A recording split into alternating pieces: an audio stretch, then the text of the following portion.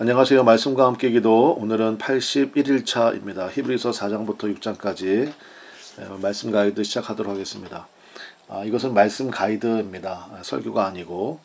그래서 저도 가이드의 내용에 충실하려고 하고, 여러분들도 이제 15분 정도의 이 가이드 영상을 보시고, 목적은 여러분이 성경을 이해하시는데 조금만 더 바르게 또 깊숙이 말씀을 이해하시기를 바라는 마음으로 이제 이 영상을 준비해서 여러분에게 보내드리는 겁니다. 여러분들께서 성경 말씀을 통하여서 주님을 깊이 만나는 일에 조금이라도 도움이 되면 더할 나위 없겠습니다. 자, 4장부터 시작해 보도록 하겠습니다. 4장의 전체적인 주제는 믿음의 동력 세 가지를 우리에게 제시하고 있습니다. 11절에 보니까 그러므로 우리가 저 안식에 들어가기를 힘쓸지니 이는 누구든지 저 순종하지 아니하는 본에 빠지지 않게 하려 함이라 이랬습니다. 여러분, 안식에 들어가기를 힘쓸지니 이 말씀이 이해가 되십니까? 그러니까 우리에게 분명히 안식에 자리가 있다는 것입니다. 그러한 신앙적인 수준이 있다는 것이죠. 그 안식에 들어가기 위하여서 우리가 무엇이 필요한지 그것을 이야기하고 있습니다. 첫 번째는 하나님께서 우리에게 주신 약속에 믿음이 결부되어야 한다라는 것입니다. 2절에 보니까 그들과 같이 우리도 복음 전함을 받은 자이나 들은 바 그 말씀이 그들에게 유익하지 못한 것은 듣는 자가 믿음과 결부시키지 아니함이라. 우리 앞서 믿음은 그 동의어가 순종이라 그랬습니다. 여러분 잘 아시는 것처럼 우리 출애굽한 백성들 모두가 사실은 출애굽할 때 하나님으로부터 약속을 받았죠. 100% 약속을 받았습니다. 그것은 그 약속이 무엇입니까? 젖과 꿀이 흐르는 땅에 대한 약속을 받았는데 정작 그 약속이 성취된 사람은 여호수아와 갈렙 딱 두 사람이었습니다. 이유는 이 두 사람만 약속의 믿음을 결부시켰기 때문입니다. 약속의 믿음을 결부시키면 반드시 순종의 형태로 드러나게 되어 있습니다. 나머지 사람들은 약속은 받았지만 믿음을 결부시키지 않았다라는 것이죠. 믿음이 뭡니까? 순종이라고 그랬죠. 그러니까 순종의 삶이 없었습니다. 그러면 우리가 그 안식에 주신 약속에 들어가지를 못합니다. 반드시 약속에 여러분의 믿음의 모습, 순종의 모습이 결부되어야 됩니다. 두 번째는 말씀으로 자아가 죽어야 된다는 것입니다. 자아가 죽어야 된다. 이건 많이 들어보셨죠? 그러니까 자아가 죽는다는 것은 뭐냐? 말씀으로 내 생각이 깨지는 것을 의미합니다. 내 상황이나 또 내 지식이나 내 경험이 무엇을 결정하는 것이 아니라 말씀이 결정하게 되는 것. 이것이 말씀으로 자아가 처리된 사람의 참된 모습이라 할 수 있겠습니다. 12절에 보니까 하나님의 말씀은 살아있고 활력이 있어 좌우의 날선 어떤 검보다도 예리하여 홍과 영과 및 관절과 골수를 찔러 쪼개기까지 하며 또 마음의 생각과 뜻을 판단하나니. 말씀을 뭐로 비유하고 있습니까? 좌우의 날선 어떤 것보다도 예리하다. 그러니까 말씀으로 인해서 내 생각이 깨져야 됩니다. 내 전 존재가 깨져야 됩니다. 그리고 말씀으로 내 생각이 체험받아야 됩니다. 그래야 우리가 저 안식에 들어갈 수 있는 힘을 얻게 된다는 것입니다. 세 번째는 기도의 귀를 열어주셨다라는 것입니다. 16절에 보니까 그러므로 우리는 긍휼하심을 받고 때를 따라 돕는 은혜를 얻기 위하여 은혜의 보좌 앞에 담대히 나아갈 것이니라. 여기에 때를 따라 돕는 은혜, 이것이 헬라어로 유카이로스입니다. 그러니까 카이로스 하면은 시간이라는 건데 앞에 유자가 붙었잖아요. 그러니까 유 그러면 좋다, 유앙겔리온, 복음이라 그러니까 유자가 들어가면 거의 좋다라는 의미가 있어요. 그래서 직역하자면 기도하면 시간이 좋아진다. 즉 좋은 시기가 온다는 것입니다. 그러니까 때를 따라 돕는 은혜는 어쩜 그럴까요? 그죠? 그 시기에 딱 알맞는 하나님의 도우심이 우리 가운데 오게 된다는 것입니다. 그리고 은혜의 보좌 앞으로 나아가서 기도할 수 있는 길을 열어주셨잖아요. 예수님께서 십자가에서 피 흘려 죽으실 때 여러분 아시는 것처럼 지성소와 성소를 나누고 있는 휘장이 위에서부터 아래로 찢어졌지 않습니까? 그러니까 그 은혜의 자리에 나갈 수 있는 길을 열어주셨으니까 우리가 믿음으로 기도의 자리에 나가야 되겠습니다. 그럴 때 우리가 주신 약속이 현실로 이루어지는 그러한 역사를 만나게 된다는 것입니다. 정리해 봅시다. 정리하자면 말씀으로 생각을 채우고 은혜의 보좌로 나가 간구하면 약속이 현실이 된다. 저는 이렇게 정리를 했습니다. 여러분 어떻게 동의가 되십니까? 우리 사장 말씀을 통하여서 우리가 이 약속을 붙들고 나갈 수 있게 되기를 바랍니다. 자, 5장에 들어가면요. 이제 구약에 드러난 예수님의 모습을 나오는데 우리 히브리서 서론 할 때 말씀드렸지만 히브리서는 말 그대로 히브리서잖아요. 히브리인들, 그러니까 유대인들 중에 예수님을 영접한 사람들을 대상으로 기록한 서신입니다. 그러니까 그 유대인들의 질문은 이것입니다. 뭐냐면 대제사장은 레위 지파 중 아론 계열만 가능한데 당신들이 얘기하는 예수님은 유다 지파 아니냐, 다윗의 자손. 그러니까 어떻게 예수님이 대제사장의 역할을 할 수 있겠느냐, 이제 이런 질문을 했다는 것입니다. 이에 대한 대답은 뭐냐? 예수님은 영원한 대제사장인 멜기세덱의 반차를 따른 하나님의 대제사장이시다라는 것입니다.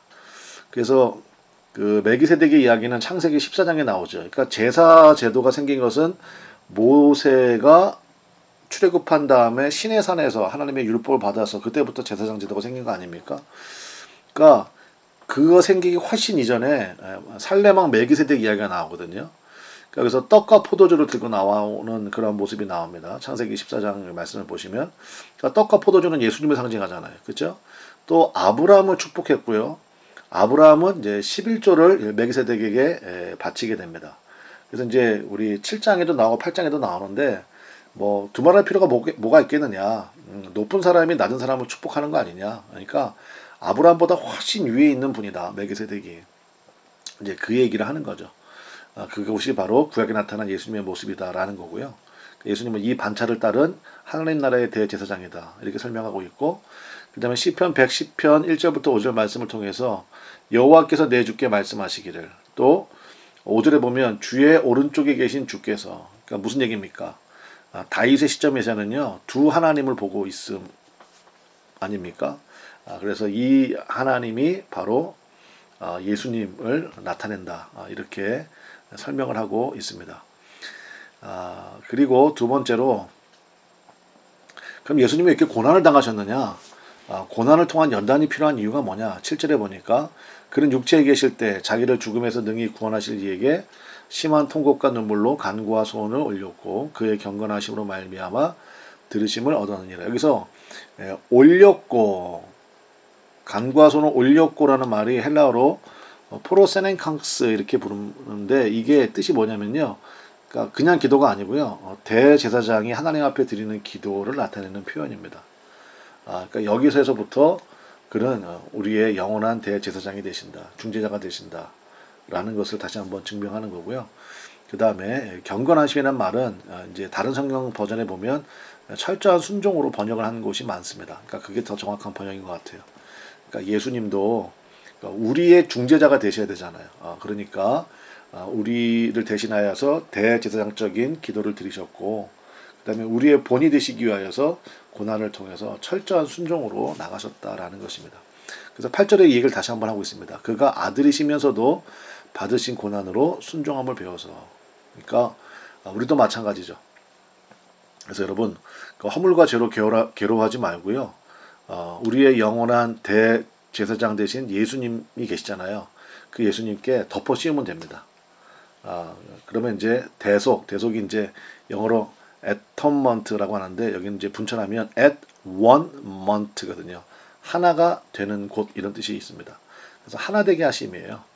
그러니까 이것 때문에 우리는 사실은 전도하는 것이죠. 그러니까 당신 혼자서 너무 애쓰지 마세요. 우리의 대제사장이 계십니다. 그러니까 그분에게 모든 것을 다 맡기시면 됩니다. 이게 바로 복음이죠. 그럼에도 불구하고 여전히 말씀의 초보 가운데 머물고 있는 이 성도들을 향해서 이제 이렇게 권면하고 있습니다. 말씀의 초보를 벗어나라.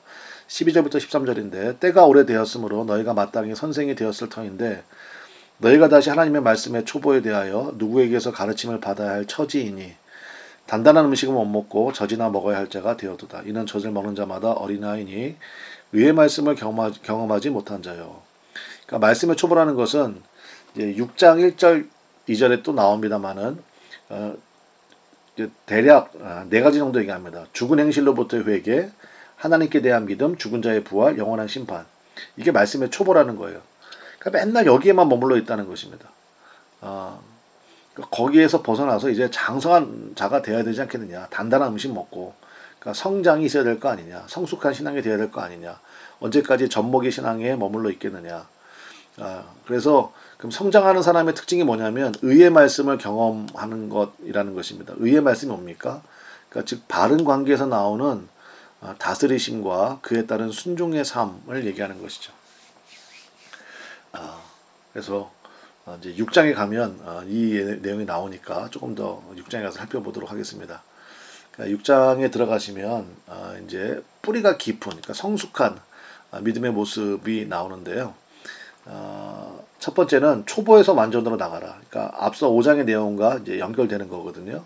그래서 1절, 2절에 그러므로 우리가 그리스도의 도의 초보를 버리고 죽은 행실을 회개하고 아까 얘기한 그 말씀의 초보 네 가지를 쭉 얘기한 다음에 그러한 교훈의 털을 다시 닦지 말고 완전한 대로 나아갈지니라. 여기서 완전은요 어떤 퍼펙션의 개념이 아니라 그러니까 성숙의 개념입니다. 영어 성경에도 다 maturity라고 번역을 많이 했습니다. 그래서 성장하는 신앙이 돼야 된다는 것입니다. 좀 답답한 마음이 좀 느껴지는 거죠. 여러분 어떠십니까? 여러분은 많이 성장하고 계십니까? 그러니까 우리의 삶 속에 이제 그런 게 있죠. 그래서 그 성장하는 삶의 특징이 뭡니까? 두 번째, 열매 맺는 삶을 얘기하는 겁니다. 7절, 8절에 보니까 땅이 그 위에 자주 내리는 비를 흡수하여 밭가는 자들이 쓰기에 합당한 채소를 내면 하나님께 복을 받고 만일 가시에 엉겅퀴를 내면 버림을 당하고 저주함에 가까워 그 마지막은 불사름이 되리라. 그러니까 각자에게 주신 은사가 있는데 하나님께서 기뻐하시는 열매로 이어져야 하지 않겠습니까? 열매로 우리를 판단한다고 말씀하셨잖아요. 그러니까 말씀이 아까 이제 4장에서 살펴본 것처럼 믿음, 그러니까 순종으로 결부되지 않으면요, 그게 도대체 무슨 소용이 있냐는 거예요. 그러니까 아무리 말씀을 들어도 그 말씀대로 순종하지 않으면, 그러니까 야고보 사도의 말에 의하면 행함이 없는 믿음이 죽은 믿음 아니냐는 것입니다. 그게 무슨 소용이 있냐라는 거죠. 그래서 마지막 권면의 말씀이 뭐냐면 이제 버티고 견딤이 필요하다는 것입니다. 아기들은 그냥 울어버리죠. 자기에 맞지 않으면 그냥 울어버리고 뭐 땡깡 부리고 그러는데 성장하면 우리가 이제 흔히 철이 들었다 그러잖아요. 그러면 제일 먼저 나타나는 게 뭡니까? 참을 줄 아는 거죠. 그래서 14절 15절에 보니까 이르시되 내가 반드시 너에게 복주고 복주며 너를 번성하게 하고 번성하게 하리라 하셨더니 그가 이같이 오래 참아 약속을 받았느니라. 그래서 여러분 하나님의 약속을 인내의 그릇에 담을 줄 알아야 된다는 것입니다. 4장부터 6장까지 내용을 우리 한마디로 정리한다 그러면 우리에게 영원한 대제사장이 계십니다. 그래서 우리가 예수님을 바라보고 예수님을 깊이 묵상하는 가운데 우리의 신앙도 하나님께서 우리에게 주신 약속이 있잖아요. 그 약속을 붙들고 말씀 가운데 오래 참고 또 말씀에 우리의 순종을 결부시켜서 한 걸음 한 걸음 나아갈 때 하나님이 기뻐하시는 일들이 우리들을 통하여서 이 땅 가운데 나타나게 된다는 것입니다. 세상에 빛이 되고 소금 되라 하셨잖아요. 그러니까 교회가 있음으로 인해서 그 지역에 빛이 비치고 교회가 있음으로 해서 그 지역에 참된 영적인 맛이 나는 그런 믿음의 모습이 바로 우리가 가져야 될 모습이 아닌가 싶습니다. 언제까지 나 힘들어요, 나 아파요, 나 상처받았어요, 뭐 이런 신앙에 머무는 것은 오늘 그러니까 이게 사실은 히브리서는요, 유대인 그리스도인들을 대상으로 하지만 저는 이제 이렇게 생각합니다.